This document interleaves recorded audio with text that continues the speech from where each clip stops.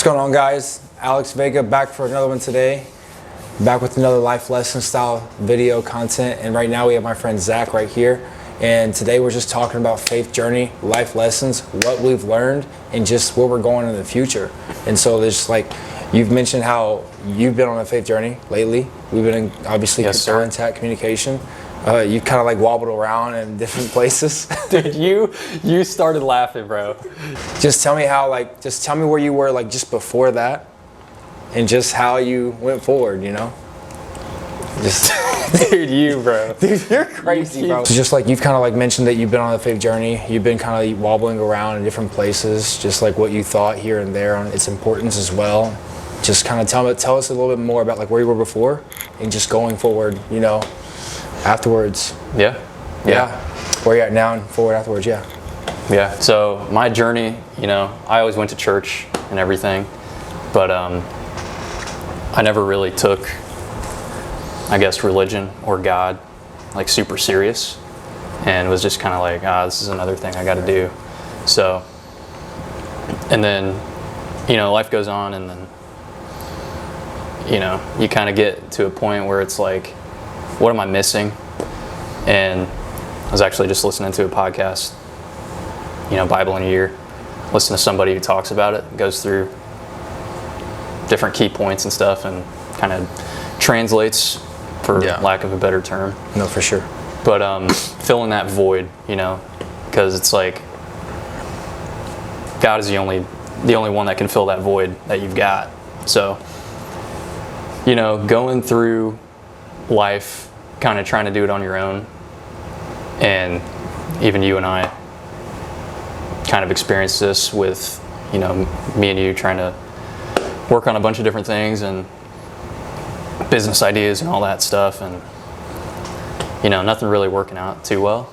And not that you were lacking in like the faith department or anything, but maybe I was. I mean, I definitely was, sure. I think it was just more so just like our priorities were just in different places. Yeah. Like, so, I approached it with a different paradigm, so did you, and it naturally just went like different directions. Yeah. Which is fine, because we're both getting better there. So, you know, just going through things like that, and then really trying to make something for yourself, and then, you know, being stuck in a hole.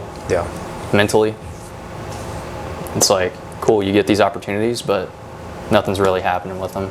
And it's like, am I failing? Like, what do I need to do here? Yeah. And then it's like, life is just kind of not going your way at all.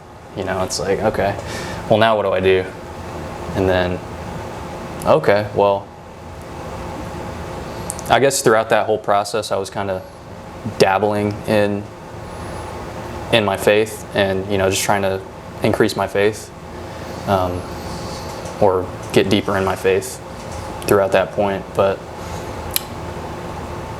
you know, getting really serious about it once you kind of hit a low point, and then you look to God for those answers and those prayers and all that, it really makes a difference. You know, and I'm relatively new to really taking it seriously, and it is a journey. It's really hard journey. So everybody who experiences it knows it. So a lot of tests, a lot of you know, just a lot of second guessing. Yeah. Don't know what you're doing. Don't even know if you're right. Yeah. Well, and a lot of that is, you know, trust is really hard for me personally, and you have to trust in God. You have to have that faith. You have to let Him take over. It's His plan, not yours. So it's on His time. It's not your time. That's awesome, bro. Would you say that's awesome? That's actually awesome. I like that. I think that's amazing. I guess my following question is like, now that you're in like a different place with how that fits your priority list, and just like how you like how you view life, and obviously your life, how do you now approach your decisions going forward? Like, so just to clarify real fast, like you have these things you want to do, how do you approach it? Because before, like you mentioned, like we had these other things we want to do. I approached with the faith paradigm. You approached with like just some arbitrary self-improvement paradigm, and it just like naturally went in different ways. You know what I mean? I also left and you stayed here and whatever. What about now? Like, if that makes sense. Like, how do you approach those things now? So I guess instead of trying to, let's take like a business idea, for example, like SMMA, when we tried that. Instead of trying to take like how do I figure this out kind of look on things, and just handing that over to him and being like, hey, if this is where I'm supposed to be, whether it's asking for a sign, like, let me know, please. That's one of my biggest struggles. It's the please for me. It's literally, man, it's tough. But I mean, praying on stuff and just asking, like, if this is not where I'm supposed to be, like, slam this door in my face, like, send me down a different path, like, make sure I'm heading in the right direction here. So, and make sure I'm heading in the right direction and making sure that the path that I'm staying on is going to be beneficial, not just to me, but to God and others. Yeah. So, you mentioned that that your new approach is just one of just not trying to control everything and just like allowing God to take that control. How would you say that you're learning to practice that you're learning, because trust, in order to give control, you have to trust. I imagine that's probably not hard. I mean, that's probably not easy. So like, how do you implement that now, just to kind of like wrap it? You know what I mean? So I guess to give like an example of that. Sure. Even my new job now. Okay. I almost quit. I almost quit the new job. What do you do? I'm a closer for a solar company. Okay. So I sell solar. But, at one point I was really down on everything on that job. People are going to cancel. Stuff's not going through. I'm not making money. And it's getting to the point where people are like, hey, is this worth it? Like, is this working out for you? And it took me kind of like getting to that point where I'm texting my manager. I'm like, dude, I don't know if I can do this anymore, man.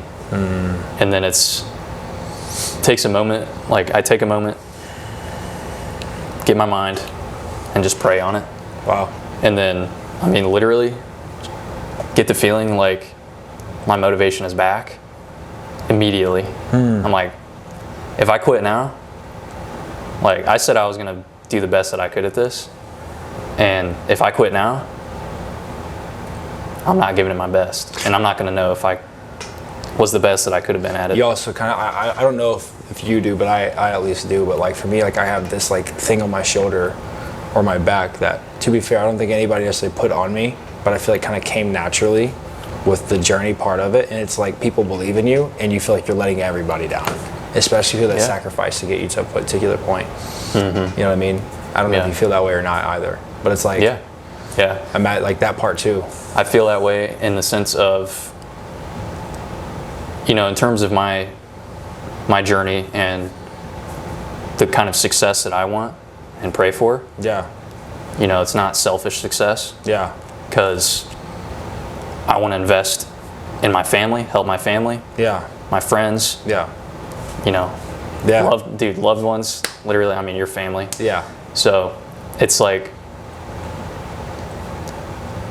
and not even just family. Sure. No, I know what you mean. Just like in general. But in general, like everybody. Not even just like, friends and family only, like exclusive club, VIP members, guys. Right. Guys. Yeah. But no, I know what you mean. Just like investing in God's kingdom and creating it, just in general. Exactly. Yeah. And I know you relate to that. So, literally, building the kingdom. Yeah. And doing it in a way that, it sucks at times, for sure. Especially when the silence is there, praying for signs, praying for anything. Just like, let me know. I think, I'm reminded by Romans chapter 8, 28. Please, I beg, read that book, bro. Okay. Like, I actually recommend that you like give it your attention. Like, I don't care if it's in the middle. It's definitely in the middle of the Bible, but you know what I mean? Just read it. Romans 8:28, I'm reminded, it just says, we know that all things work for the good of those who are called according to God's purpose. And we can obviously take that a step further with what it talks about after, but for the purpose of just like right now, it's you're talking about like control and just like giving it away and just like letting God have it, and just like I want to invest and I hear silence. Romans 8:28, man. Like, okay, I know because this is true that everything works for the good of those who are called according to God's purpose. The question is this a part of God's purpose? And if you're on the right path and you have that confidence and you know that because God's given that to you, then the answer is yes. So what does that mean? Okay, it's going to work out because it's a part of His good purpose. This is just like the hard part. The hard part about the hard part is how do you discern how long the hard part is? Exactly. That's a mouthful right there, by the way. But it's like there's not really an answer to that. Like I feel like for me, just for a second, like I've been going through the hard part for like 3 years. Yeah. And like, but for you, it might just be like a few months, but it still may feel just as intense. At least to start. Well, let's not hope that. But regardless, it may feel just as intense because that's you. It's different. And so, but like the hope is that you know that God has something greater because it's a part of His good purpose. Because we know that it all works out because we're called. It says it right there. So, yeah, bro, that's awesome. I can't wait to hear more just going forward. Yeah, but dude, we'll do it again. Dude, we'll do it again. We'll do it again, bro. We'll get deeper into it. Absolutely, dude. We'll get deeper into it. We'll talk more about it. Yeah. Well, all right, guys. Well, that's it. I mean, that's the freaking. That's it, guys. That's it, guys. That's it. Bye. See you guys. No, that's it, guys. That's lessons. That's life lessons from my friend Zach. Faith journey. We're definitely gonna have some more in store here soon. See what we can do, but we'll do it in Miami next time. Oh man, or wherever you're at. I guess. I hope with my life you come to Miami some point.